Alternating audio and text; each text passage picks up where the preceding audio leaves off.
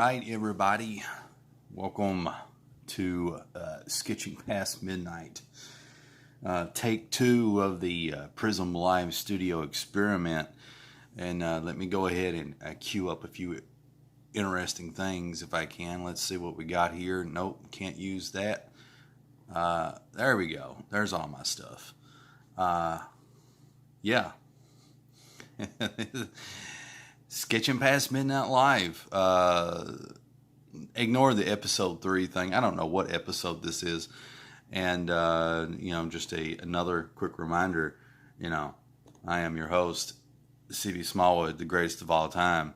It's undisputed, unchallenged, and forever, so it may be.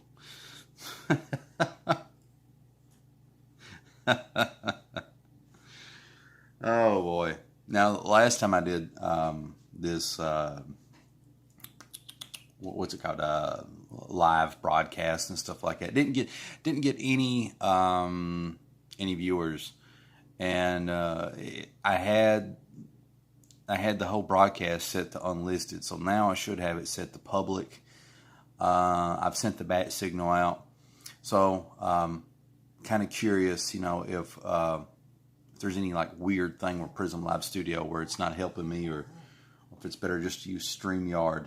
So that's something to think about. Got some emails coming in, and it's always junk. Let's see. Yeah. So I got all kinds of different stuff going on here. I want to give a quick shout out and plug to a lot of different people. And there's a way that I want to kind of go about it. So let me go ahead and get this stuff here. I just finished this piece. This is a lot of indie fan art, if you will. And these characters, this book is called Trial by Fire. Trial by Fire, created by the mighty Peter DeLuca. Peter DeLuca. You can look Peter DeLuca up on Twitter. And also, you can look him up on YouTube. He also goes by the name AKA Pad. AKA Pad, or Peter DeLuca. And this, right now, is going to be a campaign on Indiegogo, Trial by Fire. It's they have a sign-up thing where you can sign up. And basically what Peter DeLuca will do is, when the book's ready to go live, or if there's any extra perks or tiers that might interest you, he'll send you an email. And he's not going to spam you or nothing like that. This is just purely only for the Trial by Fire campaign, things related with that. So if these characters interest you, if this is something that tickles your fancy, then by all means, you need to give Peter DeLuca, Trial by Fire, a chance. Check it out on Indiegogo. Moving on next is not fan art of my own, but fan art of my character Wildcat.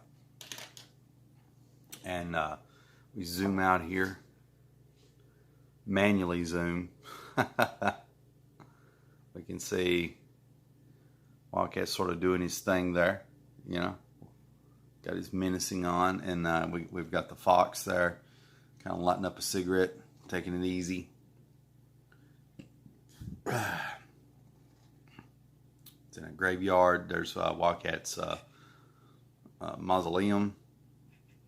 If I can get it to focus. I'm kind of sorry, folks. I'm kind of burping at the same time that I'm doing this. But anyway, this is somebody else drew this awesome piece. This is the art of Will Avenger. Will Avenger, a really, really, really good friend of mine, and he, you can look him up on Facebook at the art of Will Avenger. You have to put in the art, or you're not going to be able to find him. The art of Will Avenger. And he's got all kinds of cool stuff on there. So look him up, check him out. He's also on Instagram, The Art of Will Avenger. And you won't regret it. Okay, let me flip this piece over, Okay, now we're getting back to my artwork once again. More fan art coming your way. This is Sisyphean Complex, the Sisyphean Complex. I don't know what her name is. I'm not super familiar with the character, but this is the creation of the mighty Mike Emirates, who, by the way, for those who may or may not know, had a birthday today. So happy birthday, Mike Emirates. I do not know when or if it's already happened with his campaign for this character, this book. I don't know if it's went live or not, or when it is, because he's put a lot of thought and work into the writing in and all this other stuff. And also, quick apology. I keep misspelling the Sisyphean Complex. I put an extra S in it, and I spell it Sisyphean Complex. And I'm not kidding, guys. I'm terrible with names. It takes me a while. It really does. But anyway, this is Sisyphean Complex, and this is fan art that I did. Really cool. I liked doing this one. I thought it turned out pretty good. And you can follow Mike Emirates on Facebook, and you can also follow Mike Emirates on YouTube, and probably everywhere. A lot of these guys have stuff just kind of like all over the place. So, and for good reason. You kind of have to cast a wide net if you want to, lure people into your artistic sensibilities. Okay, this is the Berserkernaut. The Berserkernaut. And this is a fan art piece of the Berserkernaut created by the artist Jeff Lafferty. And you can find him on YouTube as like, I thought it was 10,000, but maybe like 30,000 subscribers. I really don't know. He's got a lot, but you can find him on YouTube. I think he also has a website. Might be jefflafferty.com, not sure. He's already fulfilled the first issue of the Berserkernaut, and he's in the process of working on issue 2. So if you want to see it happen live most times, then head on over to jefflafferty.com and be prepared to be amazed. Okay, so there's that, and here we have the Reverend, created by. Let me get a sip of my Dr. Pepper. I'm getting dry here. The Reverend, created by Robert Johnston. John Stun. So it's got a T in it, okay? It's got a T on the end of it. Robert Johnston. And you can find him everywhere. Sometimes he goes by RJ, but Robert Johnston, you can find him on YouTube. I think you can find him on Facebook and Instagram. And he has a website, folks. He has a website called Zero Comics. Now, comics in Zero Comics, the comics is spelled C-O-M-I-X. I could be wrong, but I think that's how it's spelled. So if you Google search that, Zero Comics, you need to make sure that you spell comics with the I-X. C-O-M-I-X, Zero Comics. It has free previews to a couple of different books, at least for sure, one about the Reverend. So you can actually see the first 2 or 3 pages of the Reverend available on Zero Comics, and I should give you a gander if you'll be interested or not. And I think you will be. I think you will be when you see it. So check that out. Let me flip this over. Now this brings us to, if I remember right, I have a bad memory problem. It's coming to me. I'm going to say Expando, the mighty.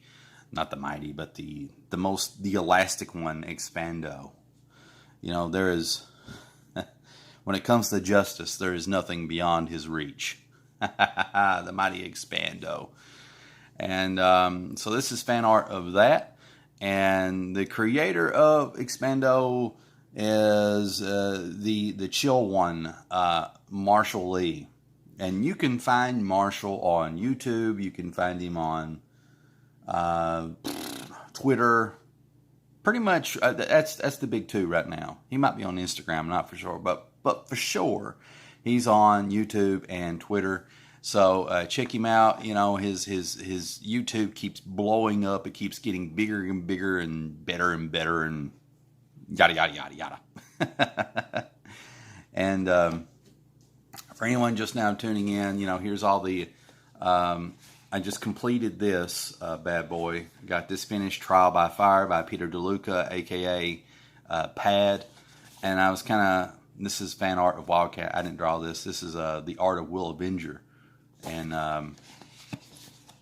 Mike Emmerett's fan art of his character, Sisyphean Complex. And I keep spelling it wrong as Sisyphean. Sorry. And he has a birthday today. Happy birthday, Mike Emmerett's. And, you know, the Berserkonaut by Jeff Lafferty. And The Reverend by Robert Johnston. And then finally, with this quick recap, I ended with showing Expando by Marshall Lee. But yeah, I'm getting pretty bad. I'm forgetting names and everything. I'm surprised I managed to pull that off. I think next time, you know, when I do my shout outs and much loves and everything like that, that I'm going to have like sticky notes. I'm going to put sticky notes on there so that way if anyone, you know, wants to look these people up, you know, they can actually see it. Because some people are more of a visual input type person, while others are more audio. There's different types of way that we learn and process information. So anything that I can do to make it more likely to drive traffic to those people, then that's what I'm going to do. Also, I want to say this before I get started tonight. Just want to mention that if there's anybody that has any creator-owned characters of their own, I wouldn't care one bit to draw them, you know, because I believe in supporting indie, and every time I draw something, it's going to make me better. Does that make sense? The more you draw, the better you get. So I give you a couple examples. It's like with Expando, this was like a recent creation of Marshall Lee, and I saw maybe like a snippet of this character, and I couldn't really get started on it until he shared a lot more stuff on YouTube and whatnot, social media, before I can get a gander of what this guy looked like. And I still didn't get it quite right. I think I messed up a few things here and there, but overall, this is Expando, I think. And but yeah, I would love to do fan art of everybody's characters. So, you know, if you guys, the best way to make that possible, other than reaching out to me, is make sure that you have like some character sketches of your character, so I can riff off of that. You don't have to. I'm just saying. Let's see. Let's test out this Prism Live here. Yeah. Where we at here? Dang it! I'm trying to do things here. Where's All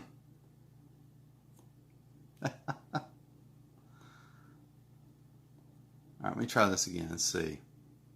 I'm trying to pick a comment. Let me try it one more time, and I'll give up. Because what I want to do is I'm trying to pick a comment and make it appear on screen, and it's not doing it. Maybe it is doing it. Maybe you guys are seeing it, and I'm just not seeing it. But anyway, Abe Sapien says, hey there. Hello, good sir. King Crow. Liking that name. Cacao.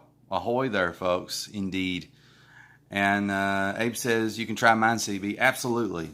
Just send me some pictures, of your character through Twitter, like in Messenger or something. Send me some pictures and send me like some freaking, what the name of the.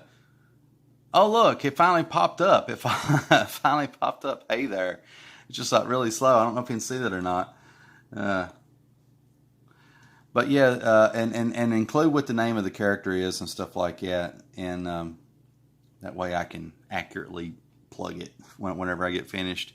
And be patient with me because sometimes it takes me a while to knock these out. It's like I multitask, so in between doing stuff like this, I'm doing the fan art things, and then I've got like 3 or 4 secret projects going on, and I feel a little grandiose when I say that. When I say secret projects, what I'm saying is there's a lot of things I don't want to say publicly because I don't want to put nobody in a spot, because they might not like my art and they may want to be, don't want to work with me. So I don't want to put them in an odd spot if they change their mind. And also, there's some things that me myself I am working on by myself that that I kind of want to, get the ball rolling on and get out there. I got some cool stuff. So check this out. This is the Wildcat double page spread. I'm really happy how this is coming together. And yeah, I'm really enjoying this this right here. I wouldn't mind having this as a bookmark. This little sliver right here, But if it was like a life-size bookmark, it would have to be like some book that was probably put together by a series of monks after or before the Great Plague, whatever century that was. It'd be one of those really big books where they hand letter everything and handwritten everything, and get one of those and use that as a bookmark, I'd probably be too afraid to read such a book because it'd fall apart. Where am I going with this whole conversation? I don't know. Well, let me show you. Let me show you guys this. You know what? A lot of the colors and the textures on this hand actually look a lot different on what you guys are seeing versus the colors and stuff that I'm seeing in person.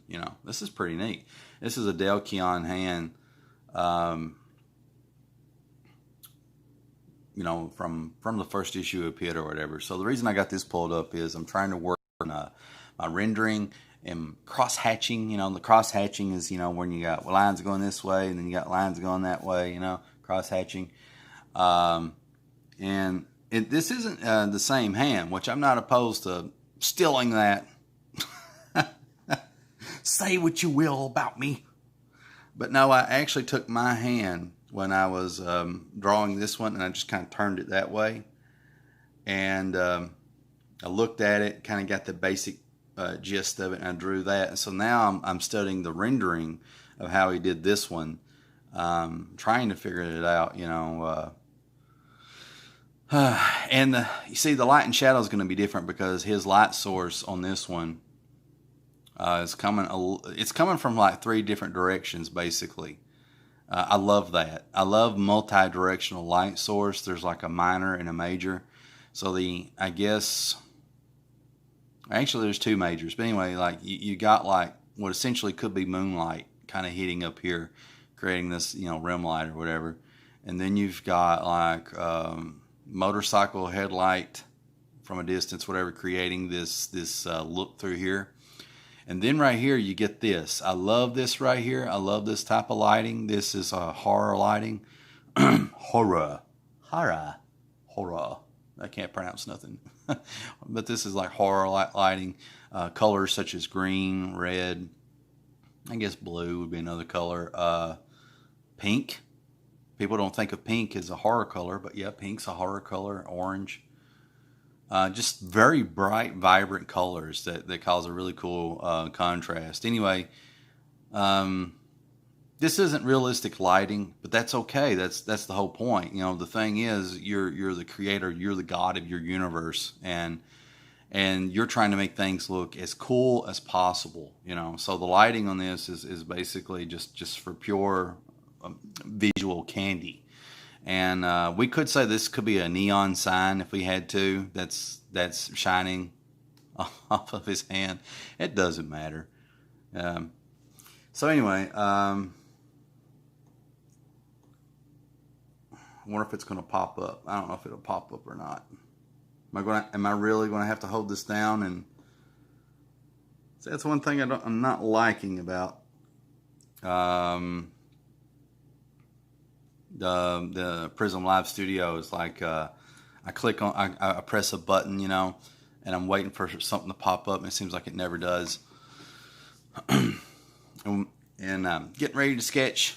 I know I've been a little slow here. I'm just mostly talking, riffing, kind of doing that thing.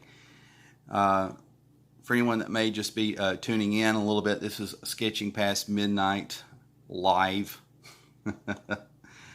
And we've also got this. CB Smallwood, the greatest of all time, undisputed, unchallenged, forever, so shall it be. Okay, getting deep here. Oh, look, it finally popped up. I don't know if you can see that or not. Redunculous. Shouldn't take so long. Cancel. What? Let me get off here. There we go. Yeah, King Crow says that double page spread looks great, man. Thank you. You know, and he also goes on to say, nice job, good composition. You know what? Flattery will get you everywhere. Let's see here. All right, let me get back to this. Let me actually do some drawing here. Enough of the chit chat, talk. All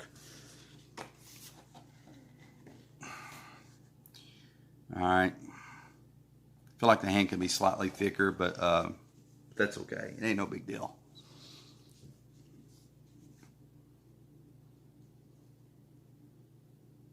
It's like I need some music playing. I really need that.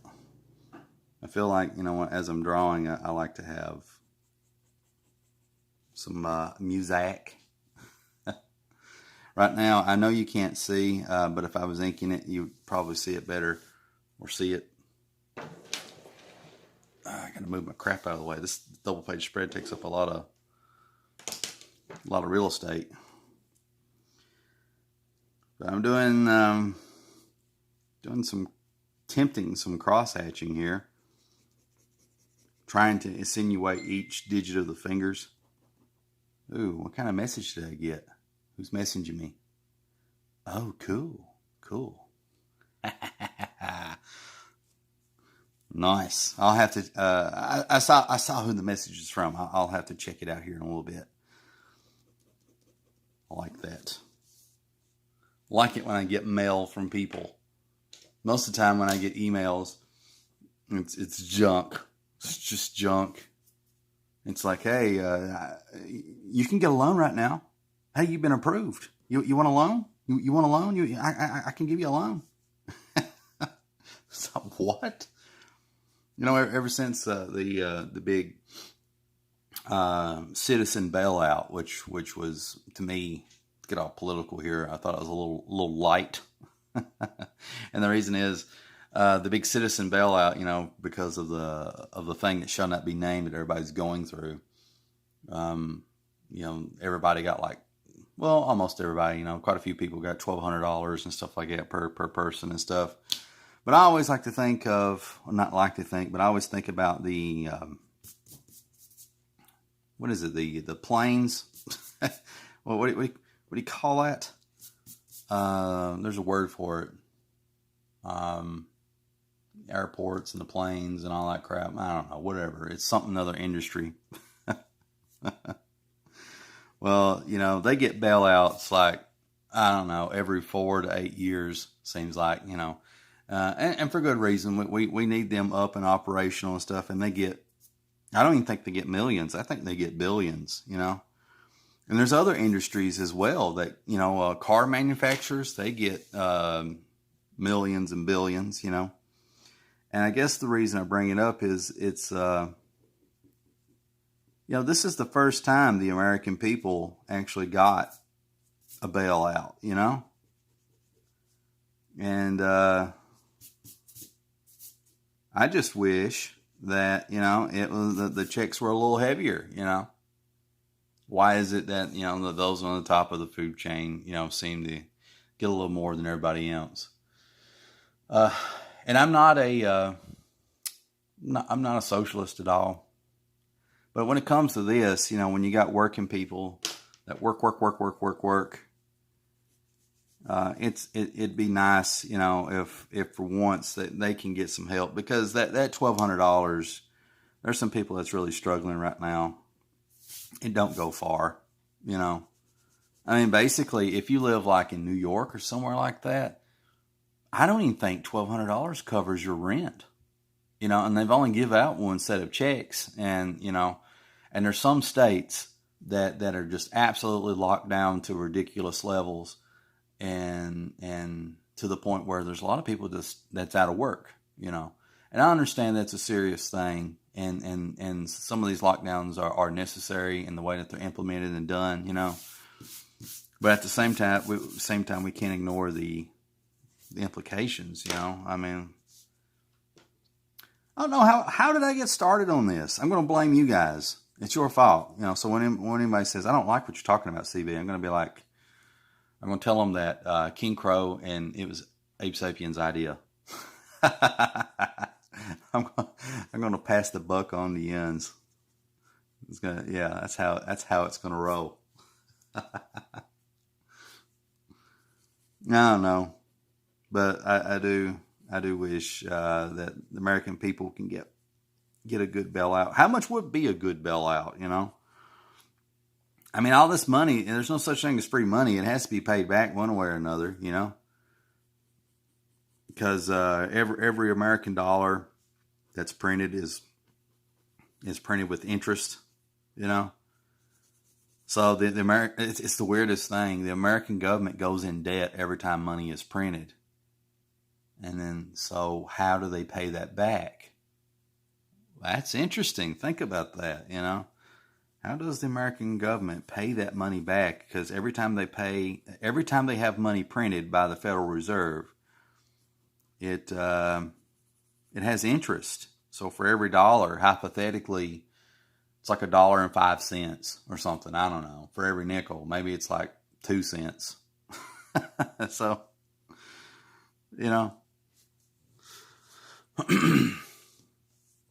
but yeah, that money has to be paid back.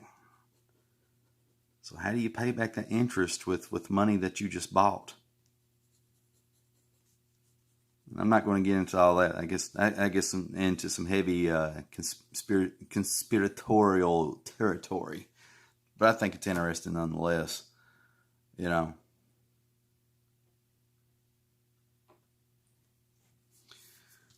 dun, dun, dun, dun. I think this hand's really starting to come together. I can move crap out of the way. Here, get up there, fan art. Move out of the way, marker.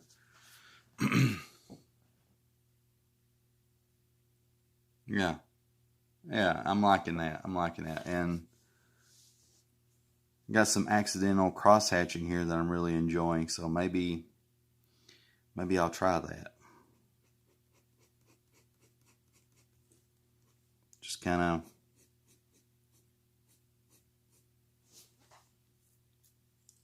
I don't know. Some of it's working.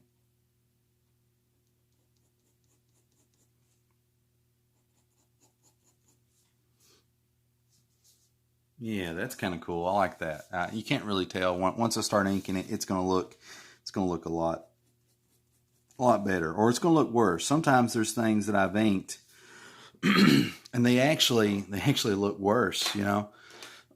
Oh man, you hear my voice?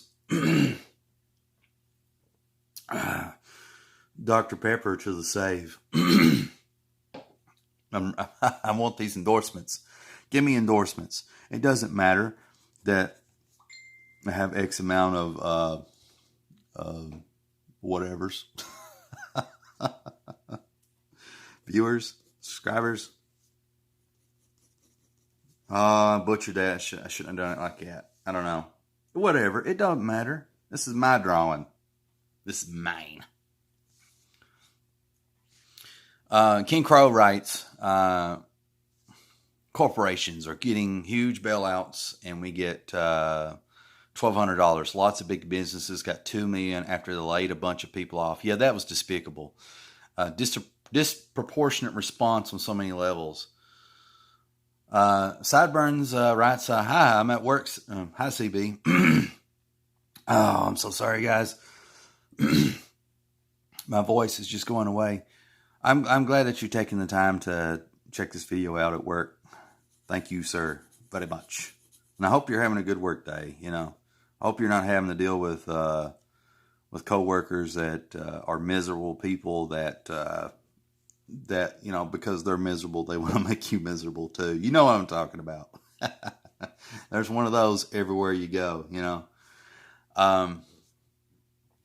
But yeah, long story short, I hope you're having a good day. But back to King Crow's comment. He said corporations are getting huge bailouts and we get $1,200. Lots of big businesses got $2 million after they laid a bunch of people off. Disproportionate response on so many levels, and I agree. There's a lot of crazy wacky doodle stuff that's happened with that money. Like, for example, that money was supposed to help businesses. And I'm dinging hardcore here. I may have to start reading these messages. These private messages.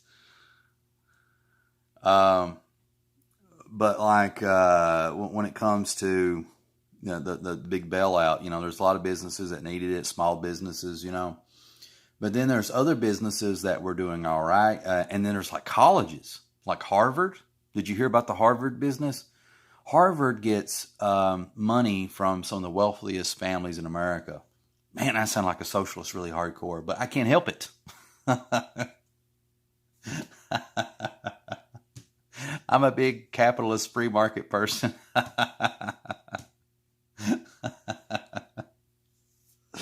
But listen, like if you're going to throw money around, you got to be fair about it. You can't pick and choose.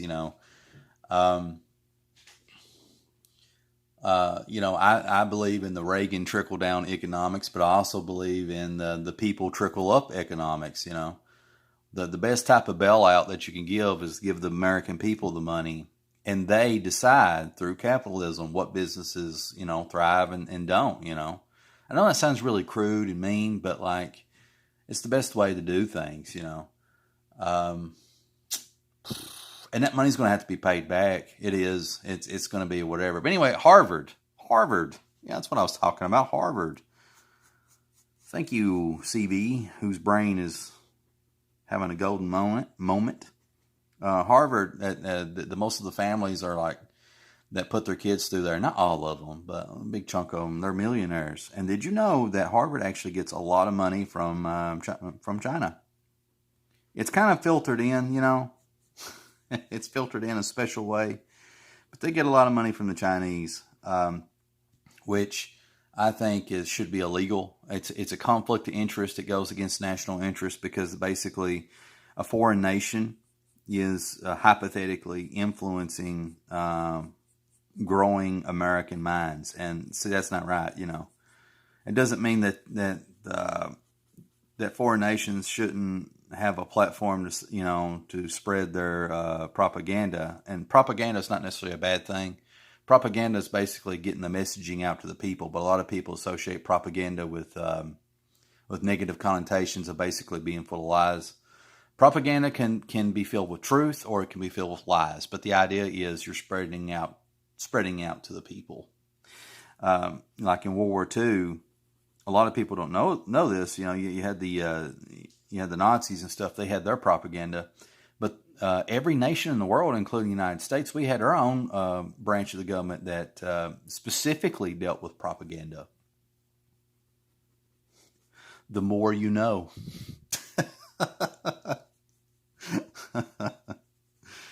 I need a little rainbow icon, like the more you know, like G.I. Joe. But no, I disagreed. Like freaking Harvard and them, they got millions and millions, and they give the people that's on those boards of those highfalutin colleges, that they give themselves pay raises and all this other stuff, and on top of that, every year they jack up the price of tuition and stuff, and that's ridiculous. I don't know. I mean, to me, I think people should start demanding from colleges, like, okay, so I'm going to this college for 8 years or however long it is for whatever thing I'm studying. And I get a piece of paper, and I got this piece of paper, but I can't get work. I can't get work. And it's like they basically, there's somebody right now that has spent 8 to 10 years at Walmart. What time somebody's been going to college at a highfalutin college, and the person at Walmart is now a manager, and they're making good money. I mean, they're not making like godlike money, but they're doing all right for themselves. You know what I mean? And I don't know. It's something to think about. It's not to say that colleges should be abandoned or anything like that. Far from it. But we gotta, as a society, need to rethink things. I'm getting deep here tonight. Okay, let me answer some comments here. What I'm wanting to do is I'm wanting to highlight things, and on this thing here. Now this thing won't let me do it. There we go. Oh, there it goes. Yeah, there we go. Sideburns writes, nope, they're all good. Although there's one piece of broccoli on the floor mocking me. So for those that don't know, he's talking about like I made a joke earlier about people at work. There's always somebody that kind of gives you a hard time or whatever because they're miserable people. And he says, nope, they're all good. Although there's one piece of broccoli on the floor mocking me. And let me get rid of that. Sideburns writes, by the way, CB, I hope you get to 666 subscribers.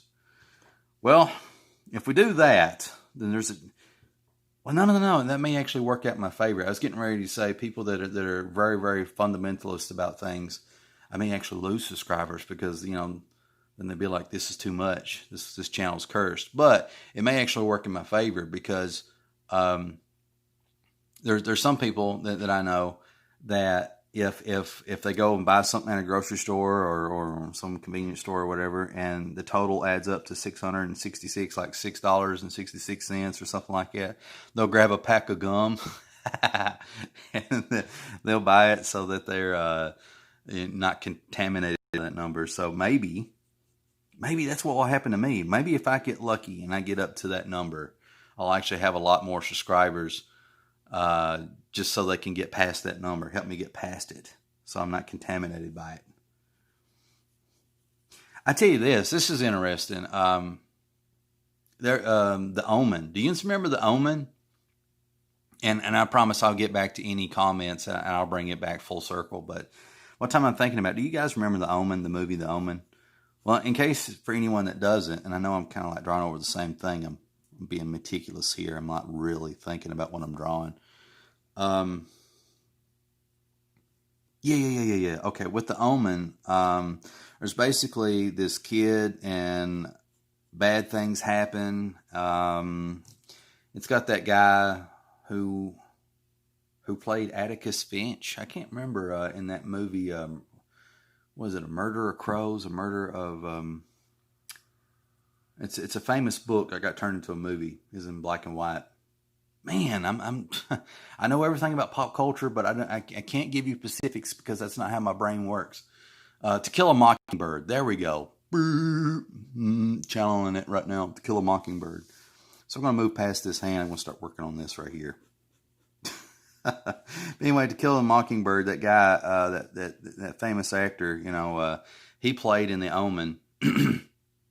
And he had like this son, and people would just die in horrific ways. And his son was always just kind of right there. And then he just started questioning things, started researching stuff. And I don't want to ruin it for anybody that's not watched it. But anyway, turns out that the boy might be a little evil. He may just be a little evil, just a tad, just enough to where, people's going to die. So my point of bringing that up is you was talking about me getting 666 subscribers. That made me think of that. But anyway, I remember in the sequel, I guess it was The Omen 2 or The Omen 3. I can't remember which one it was, but that boy goes to military school. And I don't know why, this is going to sound really bad, but I had a supreme empathetic moment because one of the generals at the school, he had a freaking I don't know if he had a Bible verse or what it was, but he noticed something strange about the boy, but he knew who and what the boy was, and he basically told the boy who he was, and the boy went and shaved his head, and he saw the mark of the beast in his head, and I think he cried. I can't remember if he cried, but he kind of ran off or whatever. And I don't know why, but that scene was just so well done that it made you relate to somebody that had the mark of the beast. The things that you remember. Okay, let me answer some comments here. King Crow writes, a better standard. We're talking about the bailout, the American people bailout versus corporations and colleges bailout. Okay.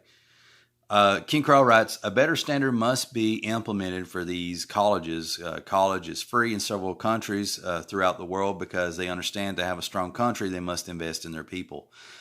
Well, I think that is that's an argument that we need to have in this country, because we need to change. Something has to change about our education system, because it's been a running gag for decades where you had like David Letterman and Jay Leno, Conan O'Brien. I don't know. Just pick whoever.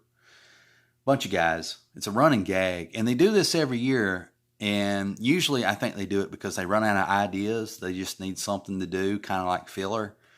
And so they'll go to the street and they'll ask people, to point on the map or point on the globe, where's Afghanistan? Where's, can you show me where, Texas is or Tennessee or, can you find Canada? Can you find, Great Britain? And 9 out of 10 people can't find squat, then they'll ask them questions like, who was the first U.S. president? And then they'll ask them who was the second, and they can't do nothing. It's just it's just a big mess. They don't know anything. Not saying I can do much better, that is, but that's the point. When you don't know your history, it makes it real easy for somebody to come in and rewrite that history and decide what kind of country that you have, then you're kind of at the mercy of that. You know what I mean? It is what it is. Doesn't mean it has to be that way, but we need to have a discussion about colleges and education, because it's a problem. And there are countries that have free college, like for example, Germany. Lost a viewer. That sucks. Germany actually has free college. And you can be from a different country and actually go to college in Germany. You can go to college in Germany online and get a degree. I mean, and I think that they got it to where like you can actually, gosh, I'm trying to think here where you can where you can learn in English or maybe like your native language. That's just how Germany rolls. They're like that for whatever reason. There are other countries like I don't know if it's like Sweden, Norway, or Sweden, Norway. What is these other countries that have like an education thing that's interesting? But anyway, what they do is, and something that I think is an interesting concept is, I don't know if it's Sweden or Norway, but they pay their teachers like ridiculous amounts of money, like doctor money. They pay them doctor money. And I think it's an interesting concept because if teachers are paid a lot of money, then that's going to do two things. That means the pressure on the teachers is going to be a lot higher because people are going to expect a lot more for their money. And also it's going to create competition because you're going to have a lot of people that weren't interested into getting into teaching because there was no money in it, but they might have been a good teacher, hypothetically. But now that they see that there is money in it, they're going to go do it. And so then, with that much money on the stake, only the best people for that job, or at least in theory, are going to get that job. And so you're going to get better teachers. That's something that nobody talks about, is that, part of the education problem is some of the teachers, not all, but we have some bad teachers that we just can't get rid of. They're just there, and they're just flopping out textbooks, and they're like, and they got something written on chalkboard, read chapters 1 through 3, answer the questions at the end of it, turn your paper in. That's not teaching. That's not teaching. That's just telling people to read and do what the textbook tells them to do. And there's teachers that are like that,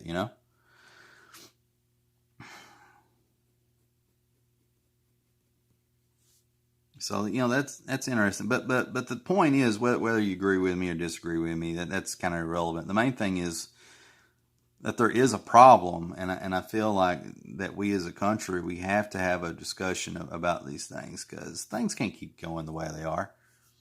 They got some places getting too much money with no results, and you got some places that are getting results, some schools, and they don't hardly get any money. Money, money, money, money. I got money on the brain. All right. Abe Sapien writes, when I get 666 at the counter, I will grab a candy bar. It has happened like 3 times at work. So, yeah, see, that's what I'm talking about. There are some people that does that, when they get 666, they'll grab a candy bar, a little knick-knack at the register, just anything to make that number go away, And so maybe if I had 666 subscribers, maybe that would work in my favor, because some people like the candy bar effect. They're going to have to give me an extra subscriber just to make that number go away.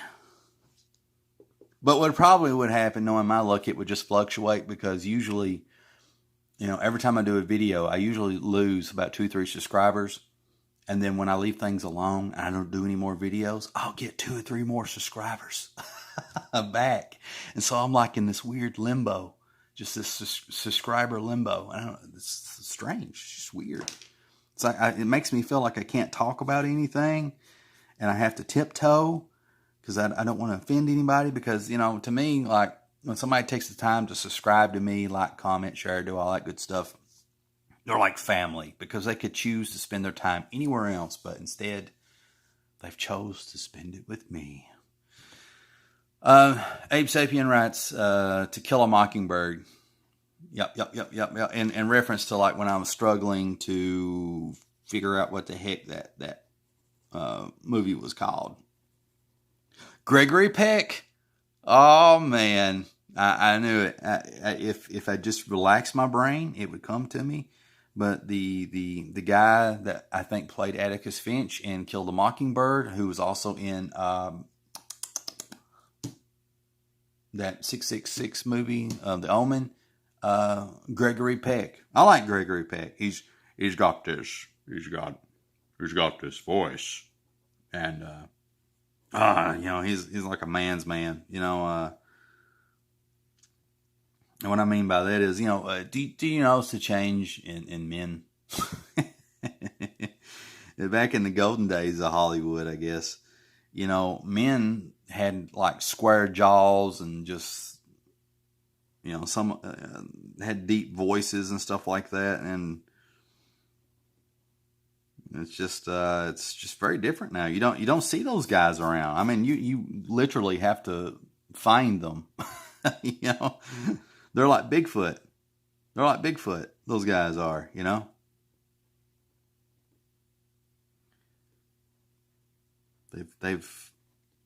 They're going extinct. And not a lot of people know this, and I'm not qualified to really talk about this, because I've not done much research on it. There's a friend of mine who's really into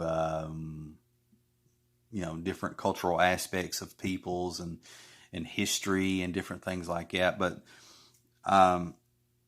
there's a lot of the guys from Hollywood back in the day that were like basically from the Midwest or somewhere in there. And in the Midwest, they had their I'm not going to say they had their own dialect, but they had their own way that the enunciated words. Like, for example, if you listen to me long enough, or maybe if you listen to me immediately, I enunciate words differently, and that's because I'm an Appalachian. Appalachian sounds like I'm not even human. I'm an Appalachian, and people in Appalachia have their own way of talking and stuff like that. And a fun fact, a lot of people don't know this, but a lot of people from Appalachia, we're talking about like parts of Virginia, Kentucky, Tennessee. I think it may go down into Georgia and Mississippi. I can't remember. It's a big swath of land. But this is a group of people that share a lot of stuff in common. But anyway, the way that we talk and how we shorten our words and all these different things, it's actually, there's a word for it, and I cannot think of what it is, but it's a Shakespearean dialect. Yeah, a lot of the people that settled these lands, these mountain regions, our ancestors come from that time, and they brought that dialect with them, and so a lot of the things that they would say is part of our culture and the way that we express ourselves and stuff. I know, I don't know if this should be included or not, but the way my brain works is like, when I learn people's names or if I say words, my brain will shorten that word to something more, more whatever. Something that doesn't take much effort to say out loud. For example, my friend Will Avenger, whose first name is, let me see if I can do this. William. It's pronounced William. But I think, and this could be just a me thing, but I pronounce it William. Weeyum. William. And I do everybody's name like that. After I get to know them for a while, it's just a weird thing I do, and I think it might be like an actual Appalachian thing, where we just shorten things to a more efficient way of saying it. Like his name was inefficient to begin with, just interesting. See, you never know what I'm going to talk about on this show. But anyway, in the Midwest, back in the, was it like 30s and 40s and 50s or whatever, they had kind of like their own way of pronouncing things out there, and their own way of speaking. And I don't know if you guys know this or not, but that's dying out. That's going away. It's become sanitized. I'm not sure why that is. It could be like a cultural thing. It impacted television and music and stuff. It does have an impact. And it's sad. I like it. I like the fact that we're different. I like the fact that everybody has their way that they talk, walk, and act and stuff like that. It makes the world a lot more interesting place, And unfortunately, one of the detractors of globalism is we lose a little part of ourselves that makes us who we are. I dread the day when everybody acts and speaks the same. What's the fun in that?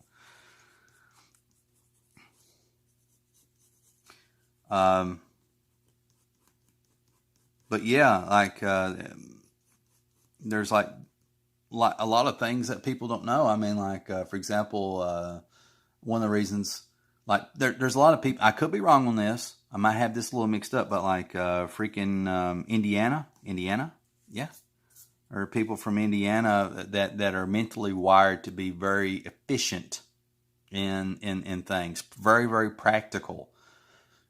And they get super annoyed when practical things are not, followed through, and sometimes a little cold and mechanical. And I say that respectfully. I can't apply that to a whole people, because there are such a thing as individuals. But saying, hypothetically though, just follow this course of thought.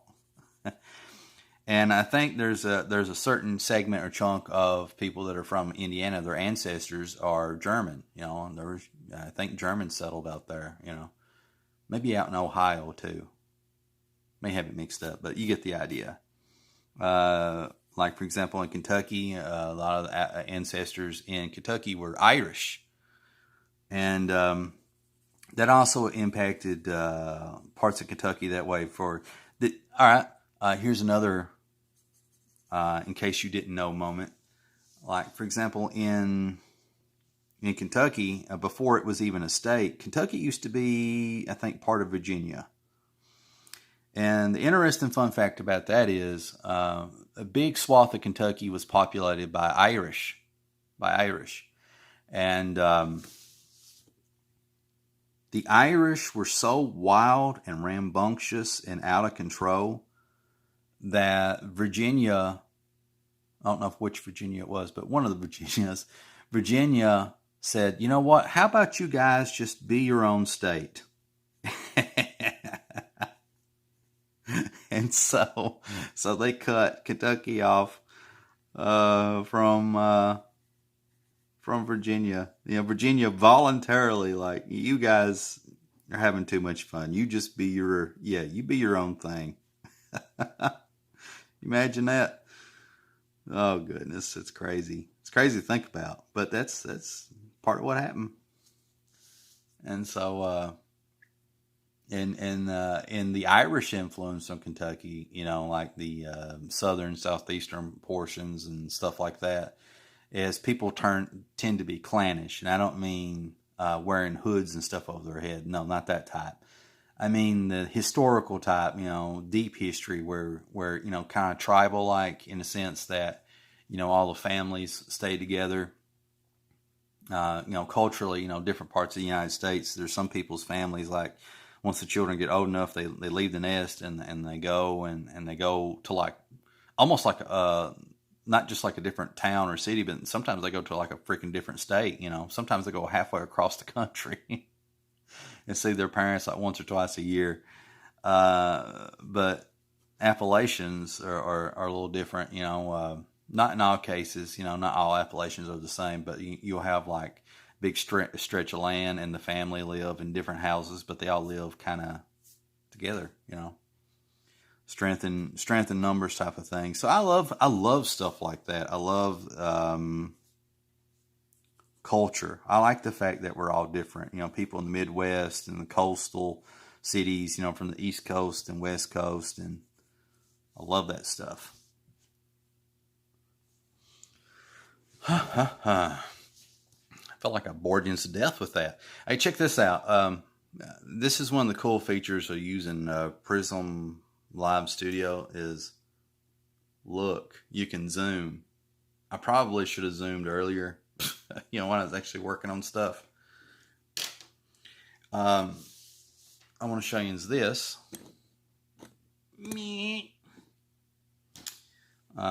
Was drawing this panel. Turned out pretty good. So it's a very weird looking wildcat, but there's something kind of artsy fartsy about it. And so I like that. And I want to fix this guy a little bit better before I ink it. It's supposed to be a dude kind of like, you know, flying, not flying, but like falling out of the air. These are buildings. And I wrote some kind of like initial dialogue there. Like this guy's like, prepare yourself. You know, and Wildcat's like, good grief.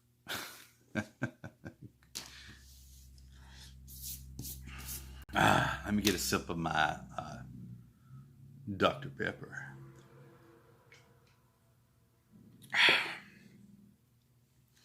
All right, I'm pretty happy with how the hands turned out.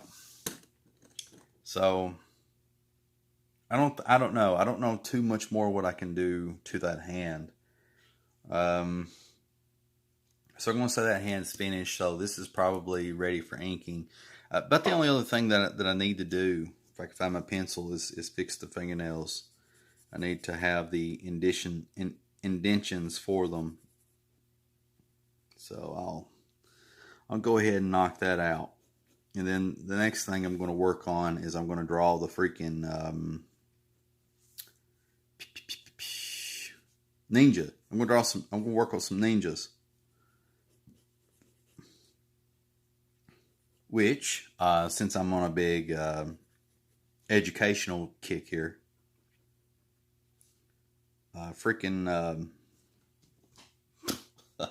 ninjas in Japan are called shinobi. They're called shinobi. Ninja is a modern word. You know, it came about like, I don't know, maybe like the 80s, 70s or 80s, somewhere in there. There was actually a big ninja boom in the 80s because the West had discovered ninjas, and so you got a lot of ninja movies and stuff like that that kind of popped up, and there was people who are not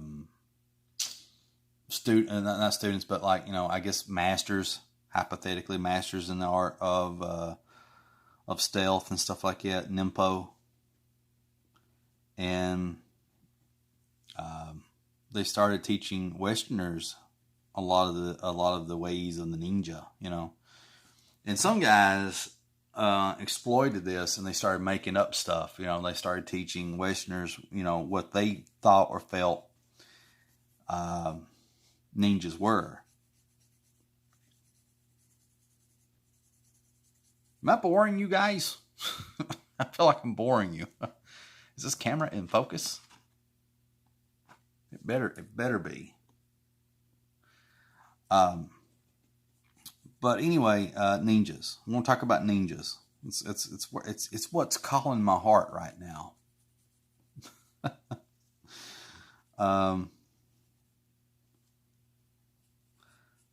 Yeah. Oh, yeah. Historical ninjas. You know, like the way that ninjas kind of got started in Japan, and a lot of people know this, is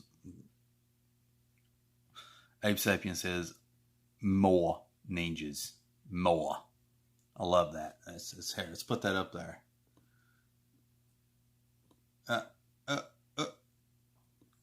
Oh, there it is. Anyway, ninjas. Okay.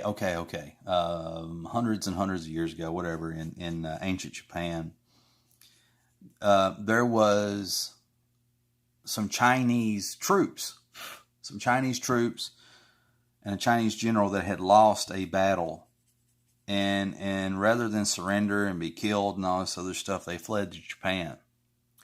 And these Chinese soldiers, this Chinese general, that they lived in the mountains of Japan. And there they actually had their own combat arts, you know, that they taught and stuff like that. And a lot of that stuff was like Gyokuru, and then there was like an offshoot of Gyokuru, which was Kotoru. And I don't know. I feel like I'm leaving some stuff out, but there's a whole bunch of stuff. But the actual art of ninja stuff, like stealth and being underwater and smoke bombs and all that stuff, is there's like two of them that have survived that we know of. I can't pronounce it. It's like Togakuriru or something like that, and the other one's Kumokuriru, maybe. Means something, another cloud school. I don't know, something like that. And get my thoughts together here. There was two main branches of ninja in Japan. I'm trying to remember what they are. They were defined by region rather than by school. And there was the Iga region and the other region. And one of those regions went extinct, you know, like as far, not the people, but the ninja stuff. It went away. We only have scrolls that have survived that are in libraries and stuff like that. And so now we're kind of left with the other region of Ninpo. Ninjutsu, as it's said, when you look at the kanji and stuff like that, I think I could be wrong, it might be made up of a combination of Japanese and Chinese letters, and those get into really interesting territory as far as like interpretation and stuff. But ninjutsu, unless I'm mistaken, or maybe Ninpo means blade over heart. The actual direct translation is blade over heart. And why that's interesting is the idea behind Ninpo or ninjutsu with the blade over heart translation is like, it's kind of implied but not directly said that, you know, when someone's got their blade over your heart, you need to do whatever it is that you have to do in order to survive. So it's the very essence of Ninpo ninjutsu is about survival. Going back to the Chinese guys, the Chinese refugees that settled in the forest and the mountains of Japan hundreds and hundreds of years ago, they brought their martial arts with them. And those got morphed into other martial arts.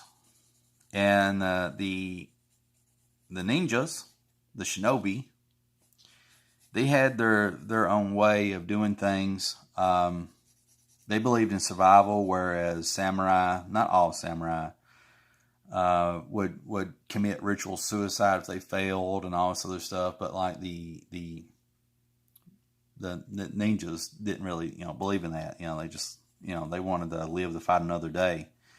They were often used in later years by shoguns and people like that and different warlords of Japan as intelligence gatherers. They would go find stuff out, about other groups.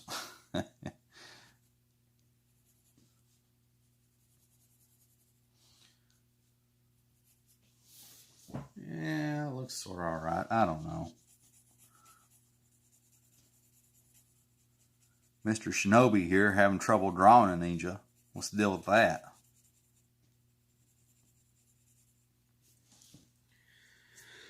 Oh boy. Let's see here. Just need to do something like that. I don't know. Whatever. Put a belt on him. Let's give him a belt.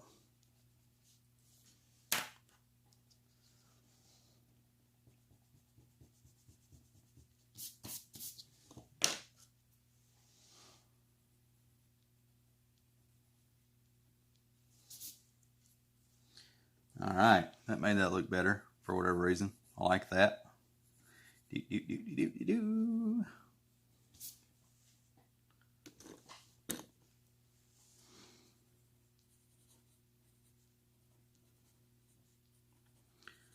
Tell you what, this broadcast has went some interesting places. We've talked about capitalism, socialism. Well, not like in great detail or not like that. But I guarantee people got offended.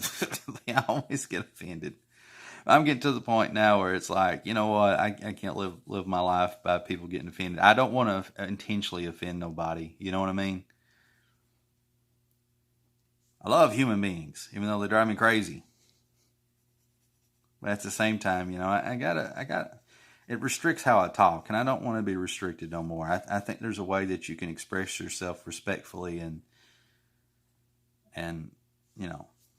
but at the same time still be you, still think, be a thinking human being. But anyway, we talked about all kinds of stuff here about the bailouts, the people bailout versus corporate and college bailouts, and how I feel that the people should get more money. I feel like the more money we give people, the better they are to decide how that money is getting spent. You know what I mean? Know what I mean, Vern? We talked about The Omen, candy bars, and 666. We talked about crazy co-workers because they're everywhere.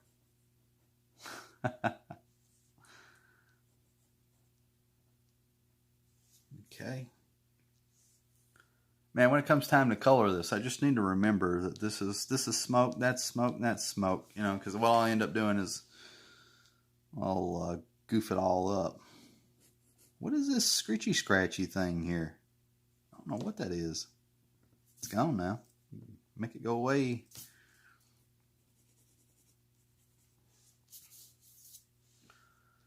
All right, so This Shinobi is coming together pretty good, I think.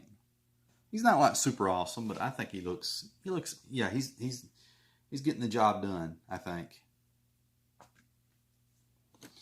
I will tell you guys this, which, you know, I tell you is everything anyway, but I'm going to tell you guys this. When I was drawing the Chainsaw Ninjas, they're all supposed to have chainsaws, right? Like this guy. The problem I had was I didn't have reference for the underside of the freaking chainsaws. Like, I mean, go look. I mean, you guys can probably find it better than I could, but I couldn't find, for whatever reason, reference for the bottom of a chainsaw. You always get the sides, the front, and the top, but not the bottom. And a lot of the poses that I had drawn for these Chainsaw Ninjas was them kind of holding the, you know, holding it like that, basically. And I really, really wanted to use reference, and ended up just making imaginary chainsaws, you know. And so when it got like that, you know, I had a problem with, you know, how do I pose different chainsaws at different angles and stuff like that. And I didn't want a lot of weird overlapping. And so that caused a problem. I mean, like, if you got people jumping out of the air with chainsaws and they're practically over top of one another, I mean, people's going to get cut up and everything. So I'm not that great of an artist yet. I'm not saying I'm great to begin with. But the point is, I'm not quite there. And because of that, I had to cheat. So, you know, I gave this guy a psi. Gave him a psi. And you can't really tell because I ain't got it inked yet, but in between his fingers, I got a ninja star, a shuriken, and I gave this guy double swords. I haven't got this guy quite figured out yet, but I gave this guy 2 swords on his back.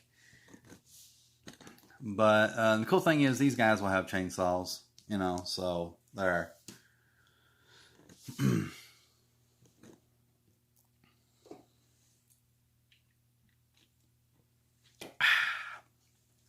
Dr. Pepper.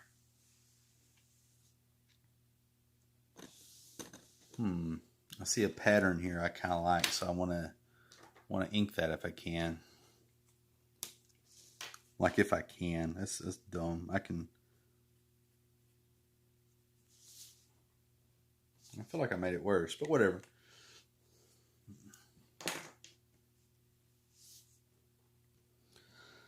Whew. You ever get nervous? You ever get nervous when you draw? Like, you get so far in it that you don't want to mess up? That's me right now. I have a little bit of nerves. And it's because I got this camera out and stuff like that, and I'm trying to draw this. I think the next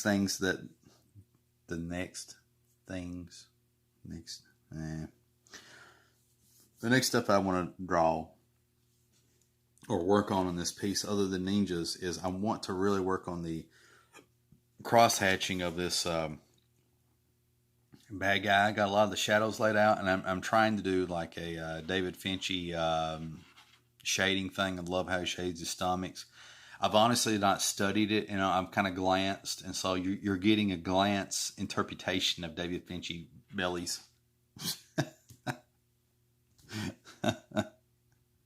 But I'm going to try to apply a lot of Dale Keown / maybe even some Stephen Platt cross-hatching on this dude right here. Or maybe he's fine the way he is, you know, but, you know, I feel like anything I can take and make it the next level, that's what I'm going to do.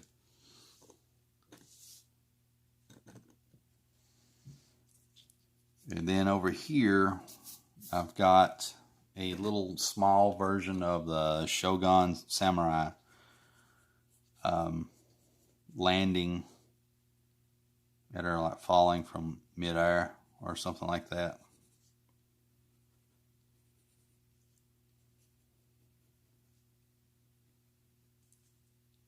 I'm going to use that smaller lead pencil. Come here, you little booger. Yeah.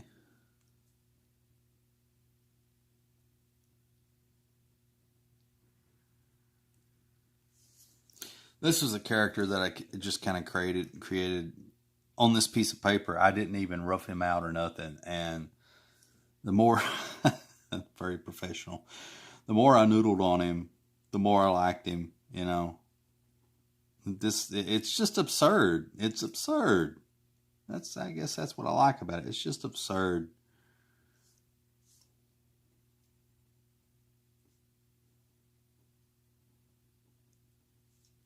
There we go. Yeah, this is looking like, yeah, this is looking good, I think. You can't, oh, can I zoom? Yeah, I can zoom.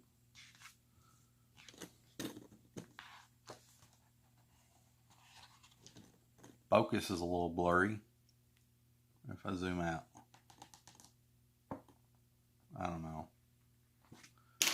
You just have to take my word for it. That's all I can say. It's coming together. I feel like fairly well. I am pleased with it.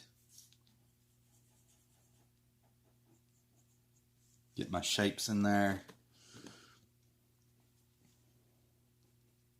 Oh man, this pencil's not with the fish sticks. Come on now.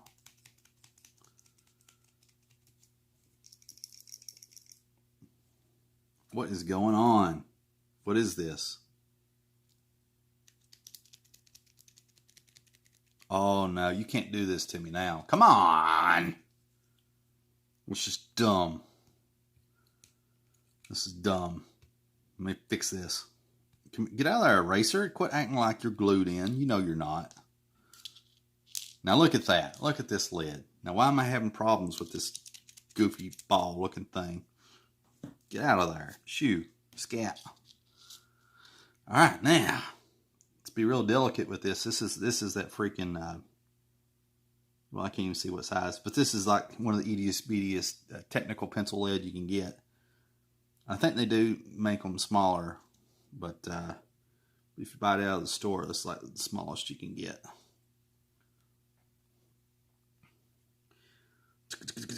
All right, put this back in here.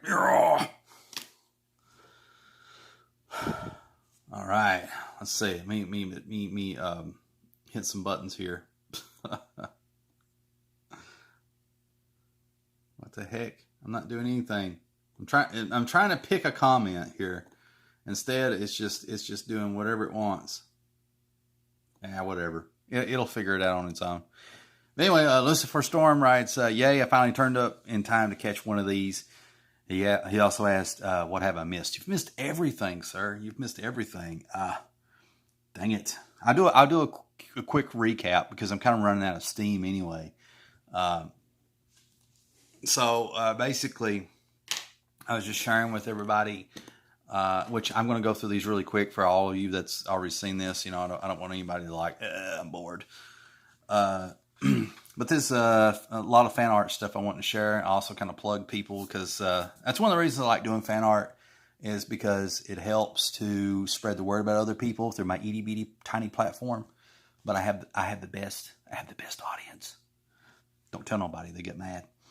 But through my itty bitty platform, you know, what little I can, I'm going to try to start plugging people more and do a better job with that. And I'll probably put sticky notes on here. And oh, look, it finally popped up. That's crazy. But I'm going to try to put sticky notes on here and stuff like that. And that way you'll know where to go if you're interested in stuff. But this is Trial by Fire, created by Peter DeLuca, a.k.a. Pad.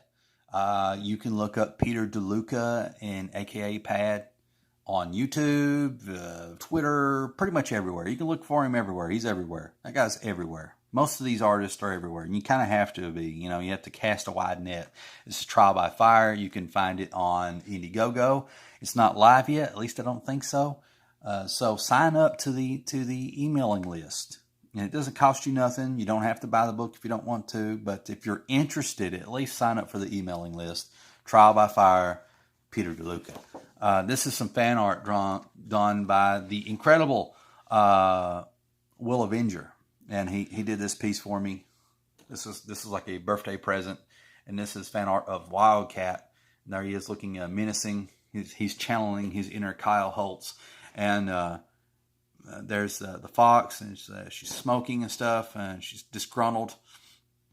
And there's Wildcat's mausoleum, because in the comic, I'm going to have him living off and on in a mausoleum. You know, I don't know. I ain't got it all well thought out yet, but in my mind, it's pretty cool. So I'll make it make sense. I promise. I'll channel whatever creative processes I can. But look up The Art of Will Avenger on Facebook. You can also find him on Instagram. It is The Art of Will Avenger. Now, if you just type in Will Avenger, you're not going to find him. You have to type in The Art of Will Avenger. The Art of Will Avenger. This is Mike Emmeritz's Sisyphean Complex. Again, I have to apologize to him because I'm just terrible at pronouncing names and everything. This is, I've been pronouncing it as Sisyphean Complex. I can only imagine every time I shared this, it's rubbing him wrong. Like, oh, quit saying that. I'm sorry. Oh, buddy. But anyway, this is Mike Emmeritz's Sisyphean Complex. Okay, with not 3 S's, but 2, I think. Whatever. Sisyphean Complex. And I really like how this turned out. I thought it was pretty cool, the concept and stuff like that. You know, she just beat up whatever this is, and then here's all these things behind her, and she's pretty chill. I like that. And Mike Emmeritz, by the way, his birthday was today or yesterday. So happy birthday. Anybody wants to let him know, they can go let him know. And they can let him know on YouTube and Facebook and probably everything else in the world, because every one of us artist types, we have to cast a big net. Here is the artist Jeff Lafferty's Berserkernaut, the Berserkernaut, which, by the way, had a Indiegogo like a year or two ago, which was successful. The first issue has been out and delivered, and he is currently working on the second issue of Berserkernaut, and you can watch that live pretty much every night. And you can watch him work on it, you know, so that's pretty cool. You know, you don't always get the inside scoop. You don't always get to see, you know, how people put stuff together, but you get to see how he does it. And maybe you can steal some of his magic and make it yours and become a powerful artist. But this is Jeff Lafferty's Berserkernaut. You can find him on YouTube, Facebook. I think he has a Twitter, but I don't think he's on there much. But Facebook, YouTube, and Instagram. This is the mighty Robert Johnston's The Reverend. And the Reverend's a really cool character, which all those characters are cool, you know. I always insult my audience. How do I do that? I always do that in a very slight way without meaning to. I'm just going to... Anyway, this is a cool character, the Reverend. Is he a good guy? Is he a bad guy? Does he do naughty things? Who knows? But the best way to find out about Robert Johnston's creation, and now Johnston it's got a T in it, in the Johnston, okay? Not Johnson, Johnston, okay? You can look him up on all over social media, everything from YouTube to Facebook and I think Instagram. But one of the cool things is you need to look up Zero Comics. That's his comic book company. Comics is spelled I-X, so it's C-O-M-I-X. Zero Comics with an I-X, I believe. It could be wrong. And he actually has a 2 to 3 free preview of The Reverend. And he's also got a couple other projects that he may have free previews up. I'm not for sure, but check it out there. And... here is the magnificent Marshall Lee's Expando. Justice is never beyond his reach. And I was really happy with this. And I must confess that that my, how do you put it? My, not just perspective, but like my buildings and everything was just going all wrong. It was going all off. And I was losing my patience. I hate rulers. And so what I ended up doing is like, I'm going to do what I want to do anyway to these buildings that I just created that are all wonky. I'm going to blow them up. So I did. And it actually made it better. It made it more dynamic, because before it was just going to be kind of flat with all this stuff. I like to draw things that tell a story, or at least try to. Yeah. Sometimes I pull it off and sometimes I don't. But this is a Marshall Lee's Expando. You can find Marshall Lee's Expando or news about it or talk about it, or you can find Marshall Lee himself on YouTube. You can find him on YouTube at Marsh Makes Comics. Marsh Makes Comics. You can also find him on what the freak else? You can find him on Twitter, and that might be it right now. It could be wrong, but Marshall Lee or Marsh Makes Comics. Either way, you can't go wrong. His YouTube channel is like growing. He's becoming a YouTube behemoth, becoming a beast. He's taking it to the next level. So that is it for my fan arts. Well, actually, I got more. I just don't want to dig them out. I could, if you just want me to dig them out, I will. It doesn't matter to me. I think I got like 3 or 4 more, and those were done like a year ago, maybe. Not for sure.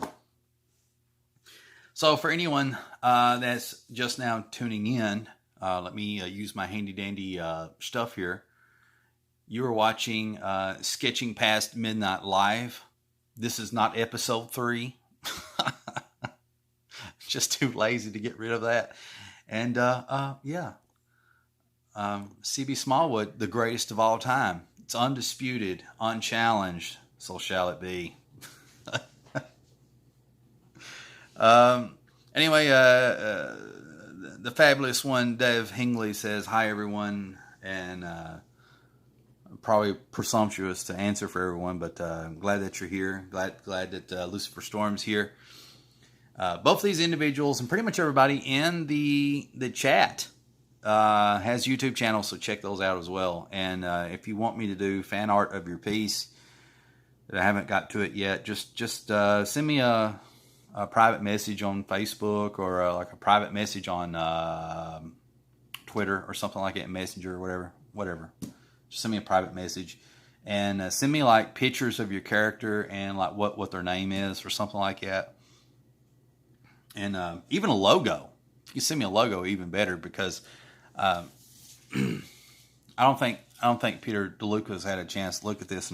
He's had a chance to look at this, but I sent him a message and I was asking him to send me like a PNG of the Trial by Fire logo, and I purposely left an empty spot up here.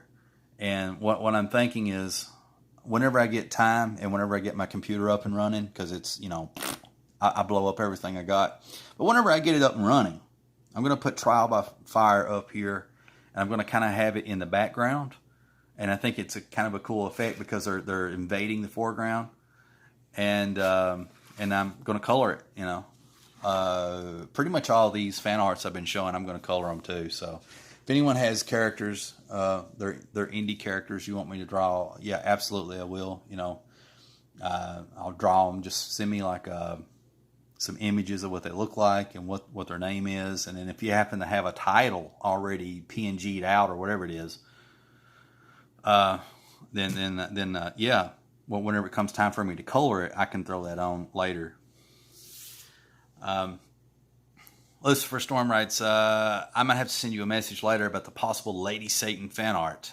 Absolutely. I've actually been, I know I never said it, but I've been thinking about it. Like, I've been thinking about it for a while, how to approach it. How would I make that? How would I render that? So I've already been given that kind of thought in a way. Let's see. All right. So anyway, zooming out here, giving you a gander of what I'm working on. This is a Wildcat double page spread. And I don't know if some of you have seen this or not, but I'll share it with you anyway. It's always good to have this in the replay.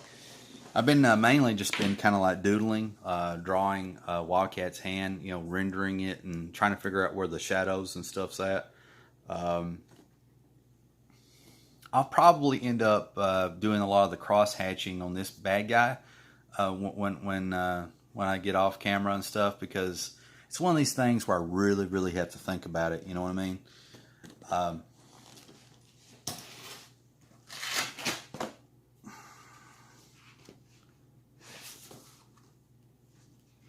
Oh, I'm showing you this. I'll show you this too. Okay, I'm going to show you everything. I'm not holding back.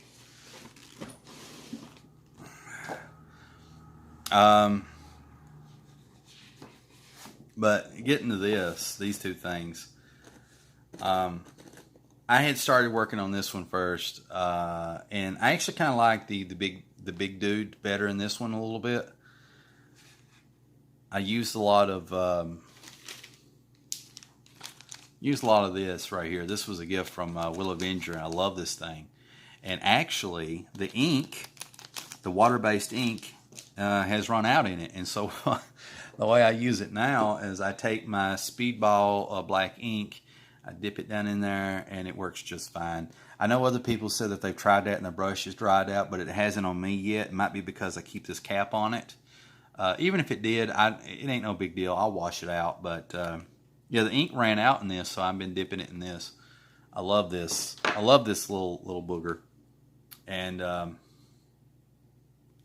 it's a freaking focus here. Focus camera. Come on. I was gonna make a joke, but I can't. It's all in Chinese.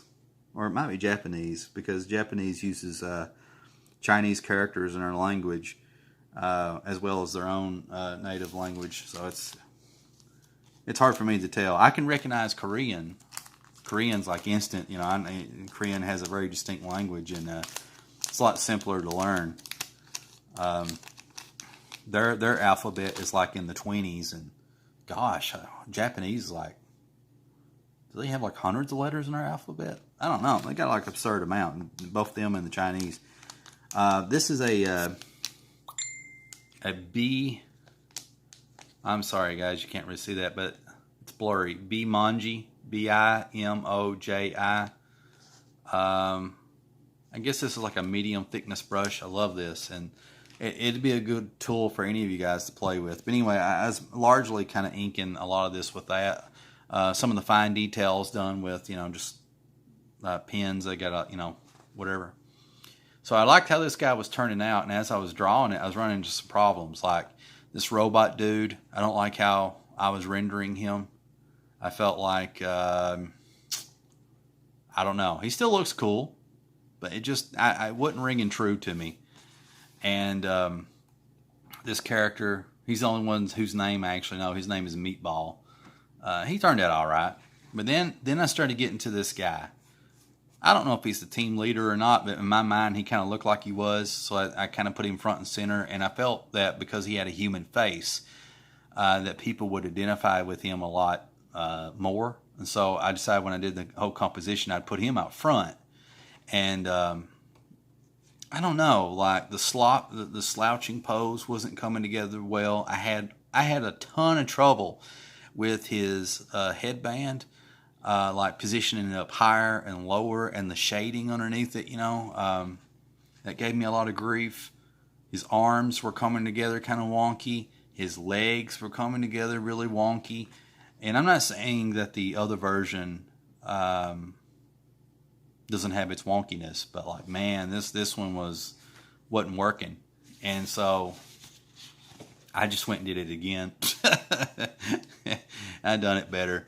And I tell you what, one of the things I did on this is because these characters have masks on them, it's sort of like you can't really tell what they're saying, what they're doing, and what their emotional state is, because a mask, well, sometimes in comics, I like masks in comics that can express emotions, even though I'm a stickler for like how that's possible, but masks aren't able to express emotion, so you have to get Shakespearean actors. One of the things that they would do back in the day is there would be people up in the nosebleeds in the audience, and as they were doing the Shakespeare play, they would over exaggerate their expression, their movements. They may even talk a little louder, and they would just everything was an over exaggeration, and that way the people up in the nosebleeds would kind of get an idea of what's happening in that play. That they could tell a lot better if someone's sad, angry, happy, or whatever. And so, because these guys have masks on, and it's just a good idea to do anyway, I try to give them something that they're doing, like a Meatball. He's either surprised or happy. I got this little indication thing over top of his head. It seemed like I've seen that somewhere else, but I know that Will Avenger was doing that, so I'll take that. Great idea. That's a great idea. But anyway, Meatball, I wanted kind of a goofy thing going on, so that's how I interpret that character, and that's how I kind of rendered his pose. And this guy kind of looks like he'd be more like a serious type guy, so I basically just had him, having a threatening whatever pose. And this guy's so big, he can afford to be a little goofy himself. Who's going to tell him any different, right? Anyway, just showing those, going over my thought process. Feel like I'm just boring everybody to tears, but I'm sorry. Okay, so let's talk about this. This is actually what I'm working on right now. Let me sip my Dr. Pepper for just, there we go. I get paid millions of dollars to show that can. This is something that I had sketched out like a year, 2 years ago, however long it is. A lot of people, I shouldn't say a lot of people, but some people were saying like, hey, you should use this as a free preview thing that you can put out there, and maybe like something to put on Indiegogo, all kinds of different ideas, that they're all valid and all good. And these are just some pretty good pages. I think they kind of sum up what Wildcat's about, and even though a lot of what I've drawn of Wildcat doesn't show that, because I'm building up to it. This is in essence Wildcat. He just gets in these wacky doodle adventures. He's having to fight these chainsaw ninjas who are part of like some Yakuza mafia group in Japan, and like they failed in their services of their mob boss, and instead of committing ritual suicide, they're being forced to don these bright yellow outfits with these noisy chainsaws, being sent on suicide missions to redeem their honor. And whether they come back or not, it's irregardless. But if they come back and they succeed in their mission, then they are redeemed. If they come back and they don't succeed in their mission, then they have failed, and they're forced to wear like a chain or some bells. And so, like, if you see a chainsaw ninja and he's covered with bells and chains and all kinds of things that rattled, he is a multi-time failure that has survived. Anyway, so these guys have been sicked on. Wildcat here, he's running from them. They're popping up everywhere. I'm channeling my inner... why is it so blurry? Come on. That's a little better, I guess. My inner Stephen Bissett, or however you pronounce his name, that guy used to draw Swamp Thing back in the day. And then, Wildcat's getting tired of that chainsaw ninja, swats him away. And then we get up to here.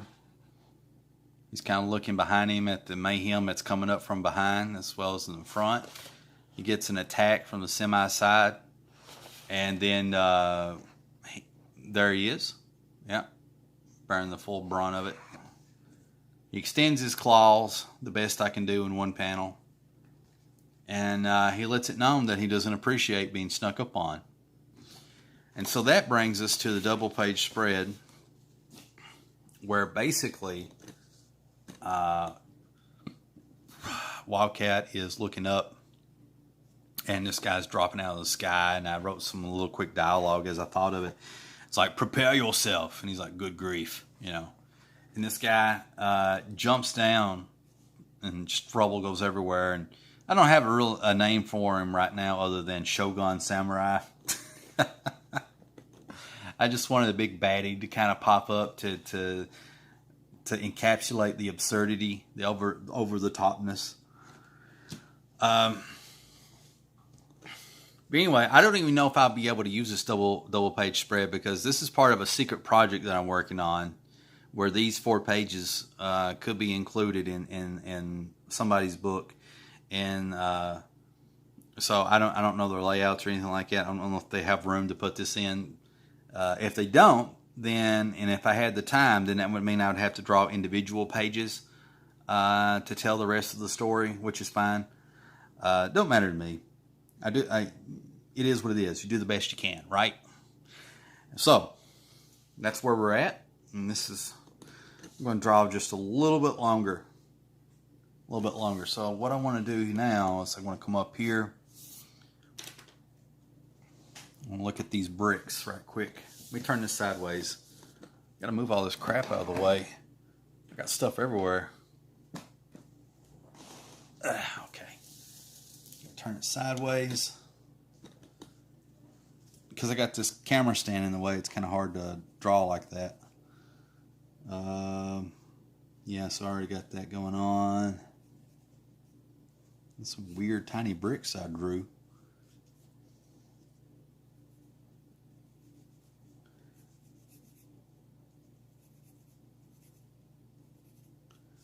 Ooh, pulling my hand out.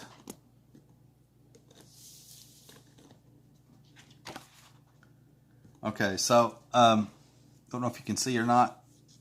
I'll be your eyes. You have to trust me. But there is a line going through here, and what this is for is basically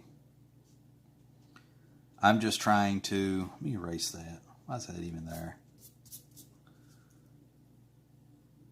I'm just trying to like create where a shadow is being casted off. If you guys notice on this page, I got this big black area, and that's because there's like another building. There's something overhead that's casting a shadow, and I wanted that in there to add some contrast, and I thought it just looked really cool. And I feel like I've got enough done of this ninja that I can go ahead and start inking a little bit of the stuff behind him. So that's what I'm going to do right now. Answer some comments if I get this thing to pop up. Because, dang it.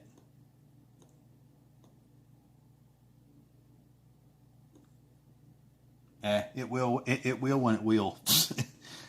Anyway, Lucifer Storm writes, there we go. It eventually did pop up.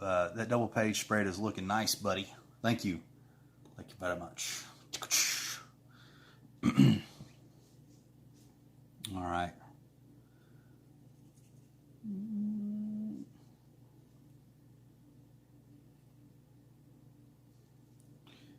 Dude, I'm sorry I'm getting quiet. It's like I say this a lot. You know, I'm not one of these guys that can walk, talk, and chew gum at the same time. One of those things has to give. I can do two, but I can't do three. It's like when it comes to doing these YouTube videos and whatnot. Oh God, messed it up. I have to kind of use the creative centers of my brain to have a really interesting, fun conversation, or the attempt of. Just do it like that, fix it. And when I'm drawing, I have to use that same part of my brain, at least in theory. Somebody's going to challenge me on it, like, you know nothing of the human brain, CB. Have you ever heard of the left and right hemisphere? But I feel like they come from the same place. And because of that, when I'm using one, giving one the task of doing something, the other one has to kind of like take a break.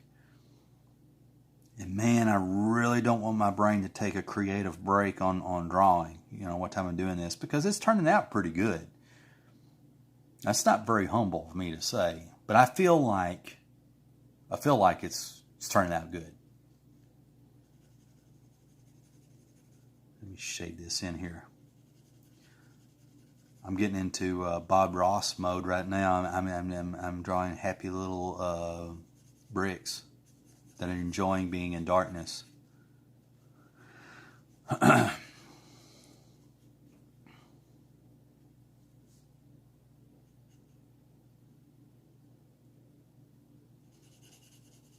Oh man, I'm getting quiet. I can't do that. Nobody wants to tune into a show with a guy just sitting there and drawing and it get quiet. Who wants that? I tell you this, what time I'm thinking of it. I'm always thinking. It's my trouble. It's my curse.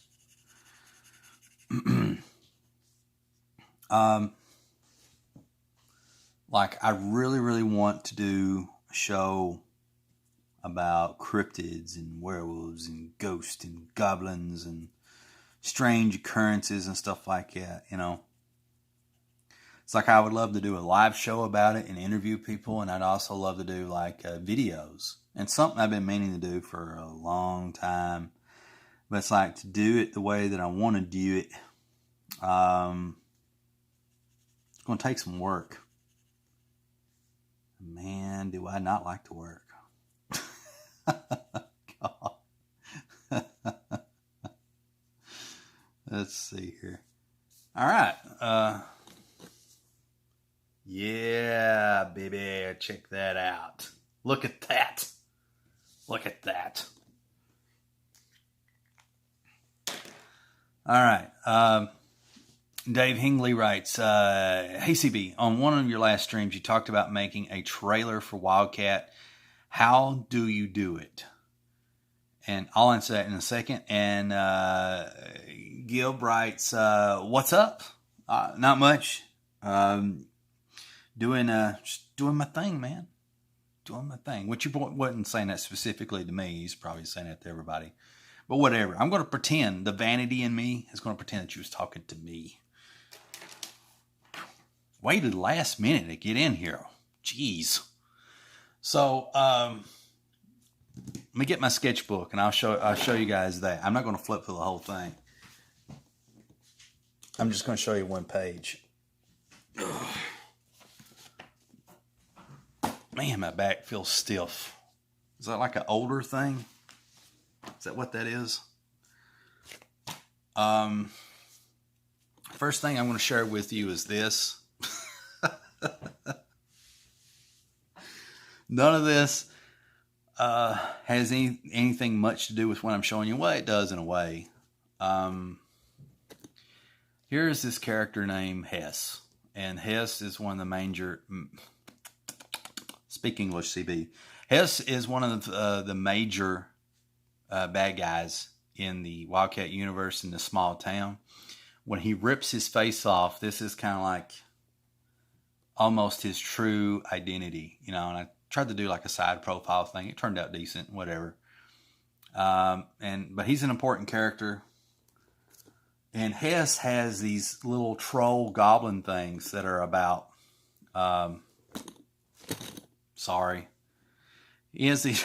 I'm losing viewers. They're like, not for me. But like he has these little troll goblin things that basically do his bidding. They're about 3 foot tall, and they're like furry, scraggly looking things with slobber mouths and stuff, and black eyes, and they're like kidnapping people, taking people, and stuff like that. And so, don't like the side profile on this one that much. I felt like I did like the lower part fairly well, but the rest of it just kind of fell apart. Yeah. So anyway, we got man, where's my clarity here on my camera? This is a scene of like some Lovecraftian thing coming through a portal. That's a guy standing there. That's a black key, central possibly to the Wildcat story and crafting. And here's a tree with a keyhole. I'm giving away a lot of key stuff here. But that wasn't what I was going to show you at all. See where I'm at here. Okay, so what I was getting ready to say is we were talking about the Wildcat trailer. Okay, the Wildcat trailer. I'm going to make a trailer for Wildcat. Not like a trailer in a trailer park, but like trailer. Let me sip my Dr. Pepper. All right, here's the idea that I have. I'm going to make a theatrical trailer.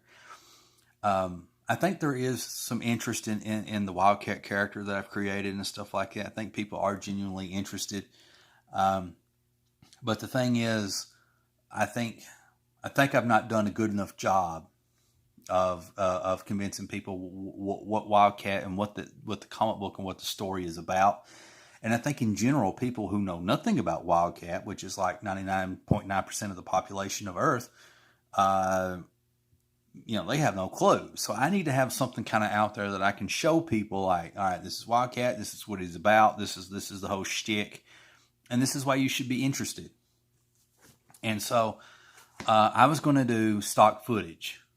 Okay, so Dave asked, hey CB, on one of your last streams, you talked about making a trailer for Wildcat. Now, how do you do it? So what I'm going to do is I'm going to use stock footage. There is royalty-free stock footage out there for anything. It's video footage. And some of it you have to pay for, despite the fact that it has the word free in it. And some of it is like free that you can just, whatever. But it's free for you to use in your videos or whatever you make. And you don't have to pay anything more than the initial cost or whatever, because there's, royalties and stuff like that. So anyway, you look up royalty free stock footage. And so I'm going to use some royalty-free stock footage, and it's going to be like a real movie trailer. It's real footage, and you're going to see like the small town that this all happens in. So I'm establishing it's a small town story, and there's a lot, I'm going to present a creepy vibe, and there's going to be a girl narrating, doing narration, and it's going to be the Fox. Now, I'm going to be honest. I got the inspiration from watching a trailer. It was a fan-made trailer for Cyberfrog. Okay, it's a fan-made trailer for Cyberfrog, and I thought that they did such an excellent job with that. I'm going to do the same thing, but my goal is to do it better. I don't know if I probably won't be able to do it better, but I'm going to shoot for the moon. Anyway, so I'm going to have the girl, the Fox, narrating the trailer. So things are black, and then it fades in, and you have an overhead shot of the small town where this takes place, which is like Clay County or whatever. And then the girl starts to narrate, and then you're going to see scenes of like a graveyard. You're going to see scenes of like maybe like homeless people. You're going to see scenes of like somebody like broadcasting on the news how people are going missing and stuff like that. And then at the tail end of the trailer, there's going to be like fire or lightning going on, and I'm going to have like this drawing of Wildcat. And I ain't got it all figured out how I'm going to do everything yet, but I'm working on it. But drawing a Wildcat, and what I want to do is I want to do like an animation of him, just like I did it really good the other day, but like him just like walking. He's just walking towards you. Maybe not at that pace, more like that. And there's like lightning hitting, and every time the lightning doesn't hit him, but every time the lightning hits in the background, it illuminates him, and then everything goes back dark, and you can barely make out a silhouette of Wildcat. Or it could be like a fire, and as he's walking, he gets illuminated, and then gets back in the shadow as his shoulder shifts back and forth. And I have a makeshift script. Yeah, I'll read you the script. Now, here's the thing about the script. Don't judge me too harshly, because this is the first rough draft, and I ain't got it all figured out yet. I have no clue. But I'm open to suggestions and critiques or whatever, because I want to do it right. And I listen to you guys. I really do. Because, I went once, and I was like changing of Wildcat's golden claws to black. And everybody said go black, and I did. There was another example of where on the very first page of Wildcat that I drew, some girl tripped or something like that. And somebody recommended me draw the leg in and stuff like that, and I did. So anyway, I listened to your all suggestions. So here is the Wildcat trailer script. And I'm going to hire a girl probably to read this, I guess. I don't know. Approach somebody. I'm going to approach some female to read this for me. Okay, this is a Wildcat trailer script. It fades into black, and then you see an overhead shot slowly rising over a small town. Hello, my name is Megan, and if you're listening to this, then things have taken a turn for the worst. I just want you to know that we tried to stop it. Monsters are real, and they're all around us. They've been hiding in plain sight all this time. The signs were there. First the homeless went missing and nobody cared. Then your friends went missing. But it couldn't happen to you, and then it does. Our best hope lies in a man who was once dead but now walks amongst the living. Yada, yada, yada, yada, yada, yada, yada, yada, yada. And then we see Wildcat walking, and then eventually, you know, the word Wildcat, maybe he disappears altogether, but the word, the title of the book, Wildcat, pops up, you know, coming soon. And this middle dialogue, I like the first sentence, you know, monsters are real and they're all around us. They've been hiding in plain sight all the time. I like that. The signs are there. I like that. But the rest of it, the way that I conveyed it, I felt like I kind of dropped the ball. I like this. I like this. But I want to mention that this takes place in a small town and all these different things. And so I'm working on that. I'm working how to put that all in and do stuff where it doesn't give anything away and makes it really interesting. It's a small town story that has big world implications. So that there you go. Oh man, I think I'm getting ready to wrap this up. Lost half my audience. It's over half. I lost over half everybody. It's like this isn't for me. So I appreciate everybody taking the time to tune in this morning, this evening. Morning, evening, night, wherever you happen to may be. Quick shout out to all my loyal, faithful and true crew who've been with me from the beginning to the end, alpha, omega style. So thank you for that, because it's all you guys that help keep me doing this stuff. And anything I can do to give back, I will. Okay, and just remind you that, you know, every other night or whenever I do these things around 3 a.m. Kentucky time. So if you're interested in that, check that out. Please remember to subscribe, like, share, follow, whatever, if you haven't already done that. And I'm going to end this broadcast as always. We'll do a big zoom out here. Look at this. I like how this is coming together. I want to make a giant bookmark of this. Yeah. Before I go, Lucifer Storm says, really glad I got to catch one of your streams, buddy. Hopefully I will be able to catch more of them soon. Absolutely. I'll be glad to. Yes. Miss you, friend, and glad that you're here. So anyway, thank you guys. I'm going to end the stream. I always have trouble ending these, so I'll probably sing you a song, and if not, I'll see you next time. I'm in the stream, gonna sing you